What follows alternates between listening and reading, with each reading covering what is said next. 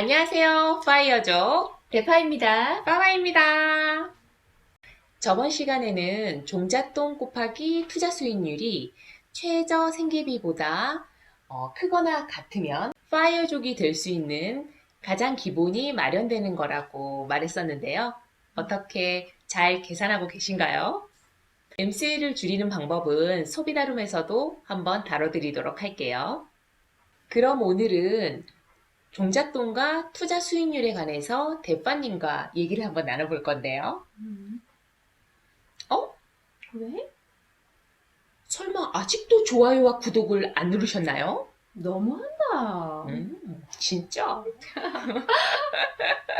오늘은 후반부에 구독자님의 댓글에 관한 간단한 코멘트도 있답니다. 대빠님, 파이어 운동은 미국에서 처음 시작됐잖아요. 그렇죠. 미국의 파이어 운동은 어떤가요? 미국에서 시작된 이 파이어 운동은 이 정의를 보자면 고소득자 중심으로 시작이 됐어요. 그래서 20, 30대의 극도의 절약을 통해서 그러니까 거의 수입의 70에서 80% 정도까지의 절약을 통해서 좀 빠르면 30대 후반, 늦어도 40대 초반에는 자발적으로 자기 의지대로 은퇴를 하겠다는 그런 운동인데요. 그렇군요. 네. 근데 이렇게 절약을 해서 은퇴를 하고 나서 자기가 하고 싶어 하는 일을 한다는 거에 최종적인 목표를 두고 있습니다. 그렇군요. 네. 미국의 파이어 운동은 고소득자를 중심으로 시작된 운동이군요. 네. 그래서 그 파이어 쪽의 그 기본 목표 금액이 미국 돈으로 하면 100만 불에서 200만 불. 그러니까 우리나라 돈으로 하면 한 뭐 11억에서 22억 정도의 금액을 마련해서 이 돈을 종잣돈 삼아 투자도 하고 그 수익률을 뭐 평균 한 4% 정도로 보더라고요. 그래서 그 수익률로 생활을 하고 요렇게 하고 있다고 제가 알고 있습니다. 고소득자임에도 불구하고 수입의 70에서 80% 정도를 절약하여 그렇게 하여 이제 파이어족이 되는데요.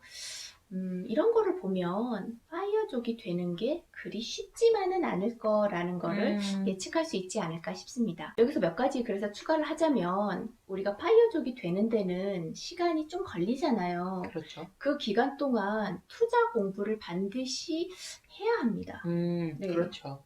우리가 투자 공부에서 가장 추천하는 영상으로는 기본적으로 EBS에서 했던 다큐 자본주의 보셨죠? 네. 그 영상 참 괜찮거든요. 그 영상을 저는 굉장히 자주 돌려보는 편인데 그 영상을 한번 보시기를 강력하게 추천드립니다. 솔직히 20대에는 우리가 월급의 7, 80%를 저축을 한다고 해도 돈이 많이 안 모이잖아. 월급이 적으니까. 사회 초년생 때는 그렇죠. 그쵸. 그래도 7, 80%를 모아야 된다는 이유는 절약하는 습관을, 절약하는 그 근육을 몸에서 기른 다음에 솔직히 말해서 본 게임은 30대부터 시작 아닐까요? 그렇죠. 아무래도 그쵸? 네. 그때 소득도 좀 오르고 직급도 좀 오르고. 그쵸. 만약에 직급이 뭐 오르지 않으면 내 능력을 업그레이드 시켜서라도 월급을 올려야죠, 뭐. 그쵸? 만약에 투자에 관련된 책을 읽기를 원하신다면 어떤 투자 기법이나 어떤 성공담 위주의 책보다는 먼저 투자 마인드를 잡는 그런 쪽의 어떤 인문학적인 책을 먼저 읽기를 권해드립니다. 그러면 대파님, 왜 미국의 파이어족들은 투자 수익률을 4%로 잡았을까요? 미국의 예금 금리는 4%인 걸까요? 에이, 설마요. 아니, 미국은 우리나라보다 잘 살고, 우리나라도 지금 2% 주네, 2.5% 주네 이러는데, 4%라니요. 말도 안 되죠. 미국의 파이어 운동을 하는 파이어족들의 어떤 다양한 방법이 있겠지만 가장 대표적인 방법이 보니까 4% 룰이라는 게 있더라고요. 이 4%라 이 룰이라는 거는 본인의 1년 동안 사용하는 생활비의 25배, 예. 25배의 목돈을 인덱스 펀드 같은 데에다가 넣어놓고 그리고 매년 그 목돈의 4%를 꺼내 쓰는. 그러면은 돈을 넣어 놓으면서 거기에서 이제 4%만 따박따박 꺼내서 그냥 쓰면 되는 건가요? 네. 입금해 놓은 돈에서, 음. 투자해 둔 돈에서 1년에 그 금액의 4%씩을 해마다 꺼냈으면 뭐 적당히 수익률이 나서 오를 때도 있고 덜 오를 때도 있지만 장기적으로 보면 그게 그닥 그렇게 그 변동성에는 별 상관이 없다라고 그렇게 얘기를 하더라고요. 이론상으로 보면 저도 뭐 다우지수, 네. 코스피 이런 거는 우상향한다고 보니까 장기적으로 봤을 때는 그 방법도 그렇게 나쁘지 않다고는 보는데 저는 네. 그 방법을 하고 있지는 않습니다. 저는 그러니까 이런 건 어떤지 한번 봐보세요, 대표님. 저 같은 경우는 솔직히 성격상 종잣돈을 좀 많이 모아가지고 안전하게 투자 수익률을 좀 낮추는 거죠, 2%로. 은행 예금 정도로? 예, 불안하니까요. 종잣돈을 내가 열심히 해서 돈을 좀 많이 벌면 되잖아요. 이런 거 방법은 어떤가요? 이런 방법? 그렇게 생각한 적도 저도 있었습니다. 예. 왜냐하면 2%에서 2.5% 정도는 확정 이익이잖아요. 확정 수익률이잖아요. 그럼요. 그러니까 내가 물론 그러면 이제 시드머니 종잣돈이 조금 커져야 되는 사항은 있기는 한데 네. 만약에 가능하다. 네. 내가 좀 고소득자라서 그래서 내가 생각했을 때 종잣돈을 좀 많이 해서 2% 내지 2.5%의 확정 이율인 예금에다 넣어놔도 내가 그러니까 생활하기에 맞는 MCL 정도가 커버가 된다라고 하면 그렇게 해도 되지 않겠느냐라는 질문인 거죠. 네, 그렇죠, 그렇죠. 딱 안 됩니다. 예? 안 된다고요? 안 됩니다. 많이 저는 보여요? 권하지 않습니다. 그 이유는 네. 우리가 파이어족이 되지 않아도 우리는 100세 정도까지 산다고 봐야 돼요, 이제는. 그럼요. 네. 120세까지 살까봐 지금 걱정입니다. 근데 40세 때 은퇴를 하면 50년 이상을 별일이 없으면 산다고 봐야 되는데 그렇죠. 그때까지의 인플레이션에 대한 아무런 해지가 되지 않기 때문에 우리 과거에 예. 제가 서울에 왔을 때가 1999년도였는데요. 네. 기억하나요? 그럼요, 기억하죠. 그때 제가 서울에 오려고 들었던 목돈을 해약을 하려고 은행에 갔더니 그 은행 직원이 기억하십니까? 네, 13%. 네. 그때 장마주택 저축이라고 해서 13%의 이율을 주는 적금이었거든요. 적금이었던 것 같아요. 맞아요. 그것도 좀 떨어져서 그 정도였잖아요. 네, 떨어져서 그 정도였어요. 맞아. 그래서 제가 이제 해약을 하려고 하니까 지금 금리가 점점 낮아지고 있는데 해약하지 말아라 라고 저한테 말렸던 기억이 있어서 그 이유는 제가 확실하게 기억합니다. 근데 1999년이면 지금으로부터 딱 20년 전이네요. 그렇네요. 그때 이율이 13%였습니다. 와. 믿기나요? 13%뭐 1억 딱 통장에 넣어놓으면 와. 1억 넣으면 1,300만 원이 이자로 나오는 겁니다. 우와. 네. 근데 불과 20년이 지났는데 지금은 거의 10분의 1토막 난 거죠. 네, 2%가 그쵸. 채 안 될 수 있으니까. 네. 그러면 저희가 이제 앞으로 40년, 50년을 산다면 인플레이션은 어떻게 될지 모르는 거예요. 그렇죠. 그렇기 때문에 내가 돈이 많다고 해서 우리가 조기 은퇴에 성공한 그런 성공한 사람을 파이어족이라고 하지 않는다는 거는 이제 평균적으로 우리가 지난 시간에 얘기했었잖아요. 네.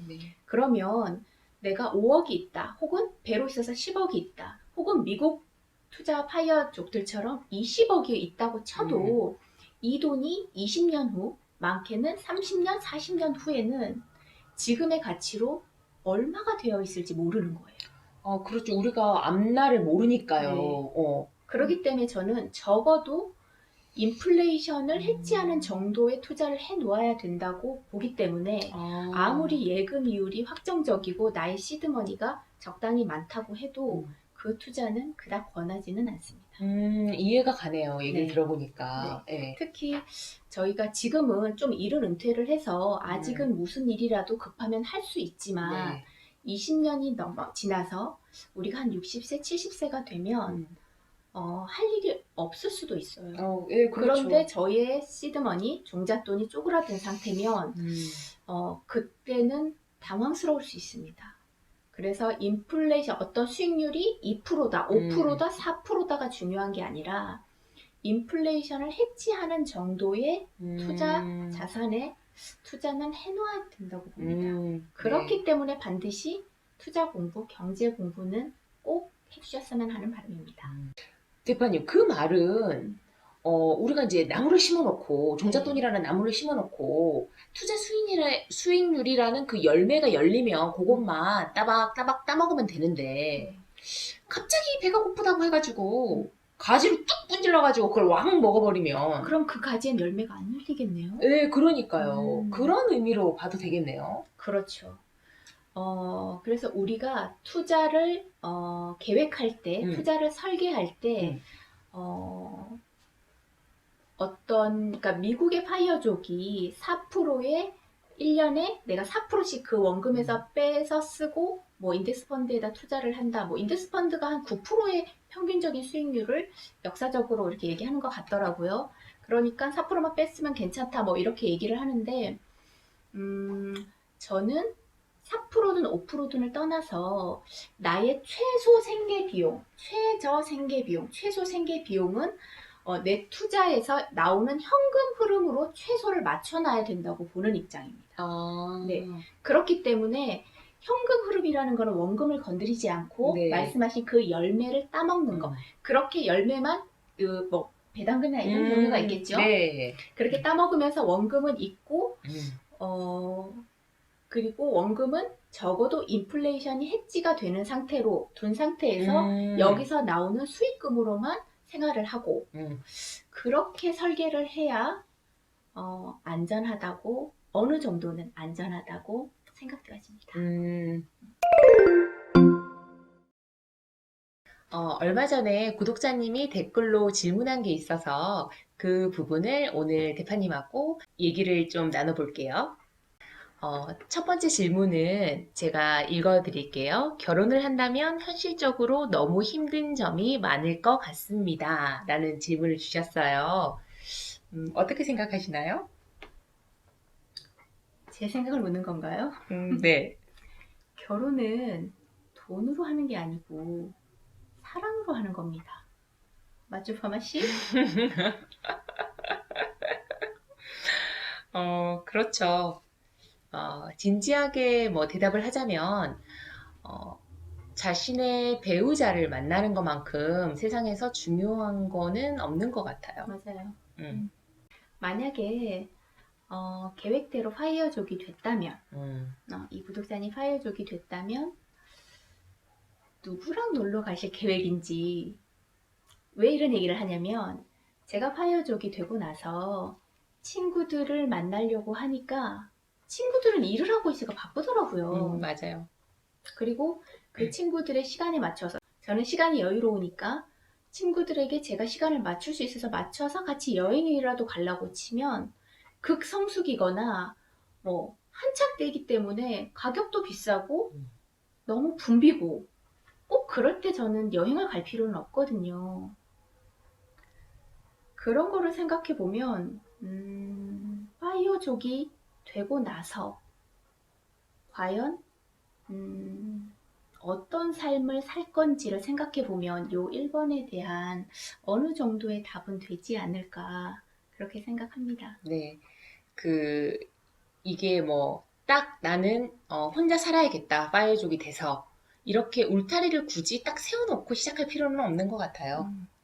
사랑하는 사람이 나타나면 만나는 거고, 아니면 안 나타나면 어차피 못 만나는 거니까요. 두 번째 질문을 읽어드릴게요. 만약 투자 수익률이 생각보다 발생하지 않는 경우는 어떻게 생활을 하고 계신가요? 라는 질문이었네요.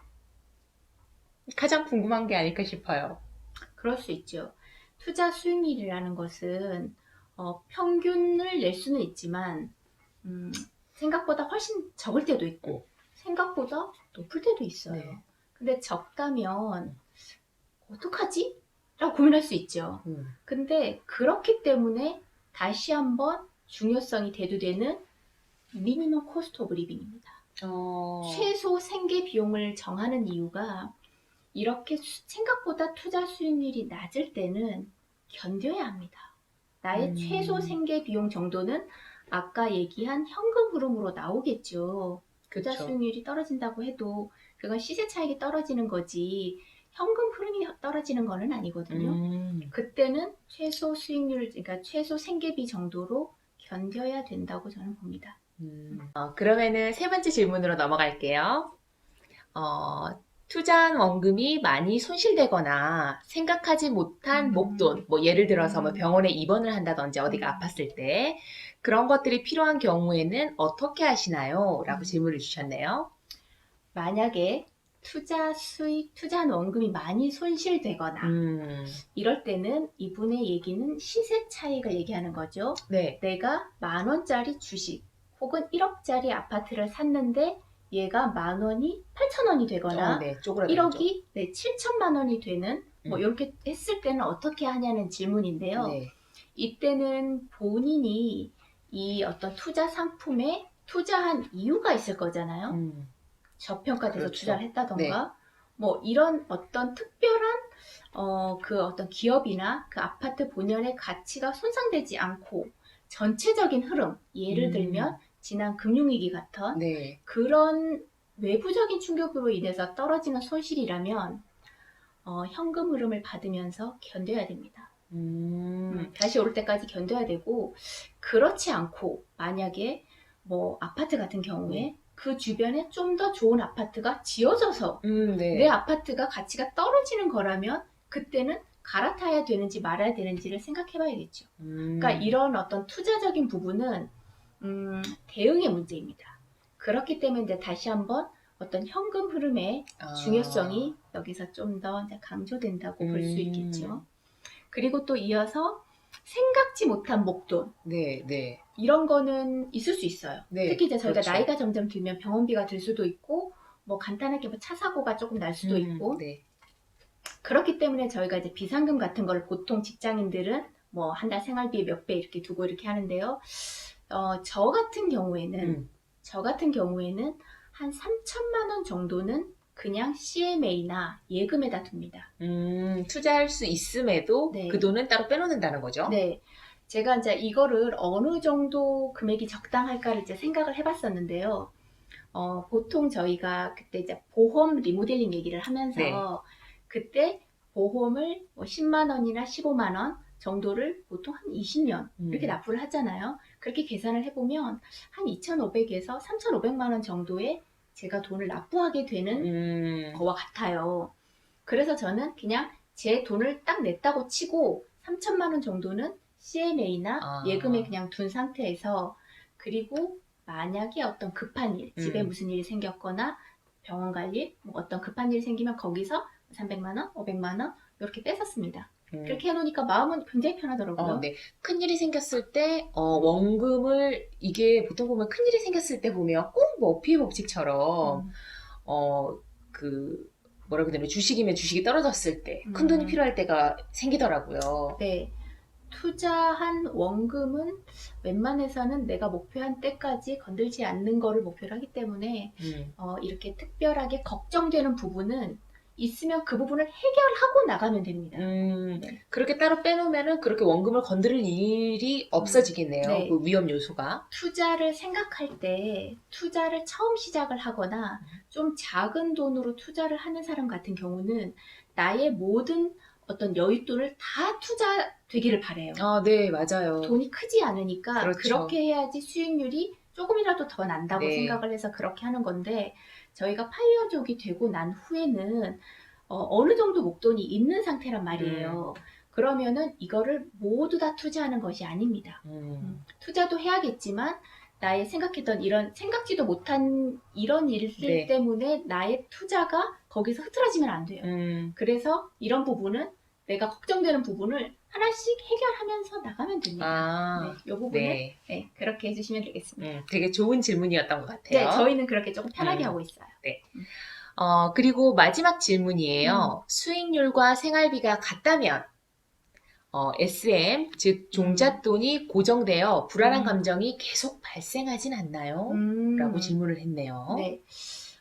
요거 같은 경우는 미국의 파이어족 같은 케이스가 아닌가 싶어요. 네. 내가 만약에 10억을 넣어놨는데 그 수익률이 4천만 원이다. 네. 근데 4천만 원을 낼름 뺏었으면 그렇죠. 다음에도 또 10억. 네. 수익률이 5천만 원이다. 네. 5천만 원 낼름 뺏었으면 또 10억. 네. 이렇게 되는 거잖아요. 근데 저희가 하고 있는 방법은 아까 얘기한 것처럼 10억이나 5억이나 이렇게 투자를 해놨으면 거기에서 일어나는 현금 흐름으로 네. 생활을 합니다. 그러면 원금은 건드리지 않고 현금 흐름으로 쓰는데 그러면 그게 고정되면 불안하지 않냐? 그렇지 않죠. 투자해놓은 원금은 시세 차익이 발생합니다. 아, 네. 장기로 봤을 때는 물가 상승률만큼 오른다고 우상향한다고 보거든요. 그렇기 때문에 내가 현금 흐름으로 뺐어도 SM 시드머니가 그대로 있는 게 아니고 인플레이션 정도, 최소 그 정도는 오릅니다. 그래서 투자 공부가 중요하군요. 네. 저희가 투자해놓은, 지금은 뭐 장도 그렇지만 투자해놓은 원금이 늘었잖아요. 그쵸. 이 처음에 솔직히 한 2년 정도는 네. 내가 투자했던 금액보다 떨어지기도 맞아요. 하고 맞아요. 이게 그래서 솔직히 심리적으로 좀 이게 과연 될까 했는데 5년 정도가 되니까 아무리 떨어진다고 해도 제가 들어갔던 가격보다 내려오는 일은 없더라고요. 네, 맞아요. 그러니까 어느 정도 이제 장기로 봤을 때는 시드머니 투자해 놓은 원금은 시세 차익, 인플레이션 정도는 오르고 나는 거기서 발생하는 현금 흐름으로만 생활하고 있기 때문에 요거는 요렇게 설계를 하신다면 조금 걱정을 덜하게 하지 않을까라고 생각합니다. 네, 좋은 말씀 감사합니다. 오늘 제가 대파님과 이 구독자님의 댓글에 관해서 이렇게 영상으로 짧게나마 얘기를 하는 이유는 이 고민은 저희도 했었던 부분이잖아요. 맞아요. 그쵸? 그래서 이 구독자님께서 얼마나 실제적으로 이 파이어족을 생각을 하고 현실적으로 이렇게 고민했던 부분이 이 댓글에서 보여서 저희가 한번 저희가 했었던 거를 대파님하고 알려드리는 그런 시간을 가져봤어요. 네. 그렇죠? 다른 분들에게도 도움이 될 것 같아서 해봤고요. 저희는 요 고민을 한 1년 정도 했었죠. 네, 그쵸. 이렇게 저렇게 막 해봤더니 저희는 그 방법이 괜찮더라고요. 네. 그래서 간단하게 코멘트 달아봤습니다. 도움이 되셨나요? 그리고 사회활동을 할 때, 경제활동을 할 때는 투자 공부를 병행해야 된다고 했잖아요. 네. 그때는 투자도 연습이 필요하거든요. 네. 그래서 내가 사회생활을 할 때 아직은 은퇴하기 전에 투자할 때는 약간은 공격적으로 하셔도 괜찮지만 네, 수입이 들어오니까요. 네, 공격적으로 해서 약간 연습을 해보시고 근데 저희같이 파이어족이 되고 난 후나 은퇴한 후에는 나의 이 목돈이 좀 보수적으로 그리고 안정적으로 투자가 되어져야 돼요. 대파님, 저 같은 경우는 파이어족이 되고 나서 아무래도 그 현금 흐름이 좀 그래도 다방면에 파이프라인을 좀 만들어 놓고 싶어서 아주 작더라도 다방면에서 돈이 조금씩 들어오도록 만들어 놨거든요. 그거는 저는 괜찮다고 봅니다. 만약에 뭐 200만 원이다, 300만 원이다. 한데 한 곳에서 우리 월급처럼 네. 딱 받는 것보다 30만 원씩 10개, 20만 원씩 뭐 10개, 15개 이렇게 있다면 어느 한두 개가 조금 문제가 생기더라도 살짝 생활비를 줄여서 생활을 유지하면 되지만 우리 월급처럼 300, 200 이런 것만 받다가 그게 딱 끊기면 몇 달 견딜 수가 없죠. 그래서 파이어족이 된 후에는 다양한 곳에서 조금씩이라도 다양한 현금 흐름이 있는 거는 굉장히 권장할 만한 사항입니다. 그렇군요. 잘하고 계시네요. 뭐 스승이 좋으니까요. 그렇군요. 그러면 이제 마지막으로 무엇을 하던 무엇을 하지 않던 모든 책임은 여러분에게 있습니다. 본인에게 있습니다. 자유와 책임은 파이어족의 기본 마인드라고 생각합니다. 자유와 책임. 참 좋은 말이네요. 네. 그리고 다시 한번 말씀드리지만 저는 투자 전문가가 아니기 때문에 저는 이런 방식으로 하고 있다는 정도로만 참고해 주셨으면 감사하겠습니다. 오늘은 종잣돈과 투자 수익률에 관해서 알아봤는데요. 내가 벌고 있는 그 돈이 중요한 만큼 투자를 어떻게 하느냐에 관한 투자 공부도 중요하겠죠. 시간 없다고 핑계대지 마시고요. EBS 다큐프라임 네. 자본주의라고 했나요? 자본주의. 네, 자본주의 오부자 꼭 보세요. 여러 번 보세요. 그럼 다음 시간에 또 봐요. 또 봐요. 안녕.